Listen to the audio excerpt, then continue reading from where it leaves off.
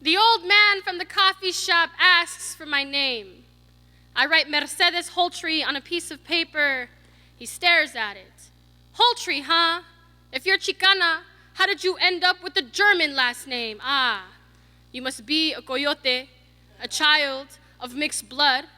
What he means to assume is you must be a bastard, a mutt, mongrel, vagabond, impure, complicated, messy, messed up, a monstrosity. You're one of those people, huh? Your parents are two opposite flavors and swirly fucked you into existence. You're all Spanish accent and light skin, all long dark hair and freckles, too ghetto for AP placement, not brown enough to be called Mexican. You were that kid, I bet, always having to prove your split tongue, always having to hear whispers about the skin you're in, the assumptions about where your blood comes from. Sangrona, the brown girls would say. She thinks she's all that because she's half white, talking smack in Spanish as if my grandmother never taught me how to cuss in our native tongue, answering questions like, you know Spanish, are you Spanish? What about Hispanic? You kind of look Latina, there's no way you're Mexican. You look white to me. If you're white, why do you pretend to be brown? You know Mexican's not a race, right? What's your dad? Your mom's from Mexico eventually. The questions and assumptions write themselves into a history lesson.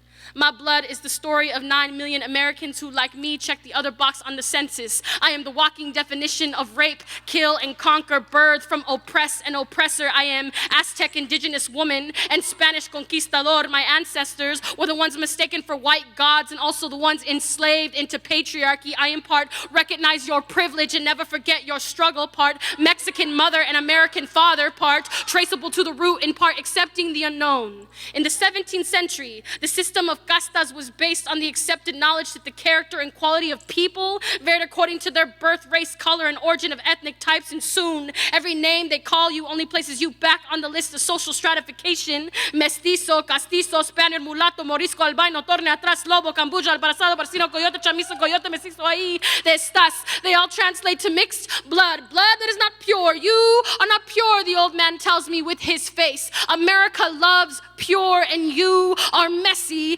different, disordered, brewed, kneaded, and fused together. I nod my head proudly as if to say, yeah, I'm a walking history lesson, proof that we all come from the same tree, but eventually outgrow our roots. So yes, I am a mix of things, but what I am not is a fucking identity crisis, some kind of chemistry experiment, America's ignorant assumptions about who I am and what I feel. My character belongs to me. My identity belongs to me. My blood belongs to me. And I'll be damned if anyone calls my blood anything but beautiful.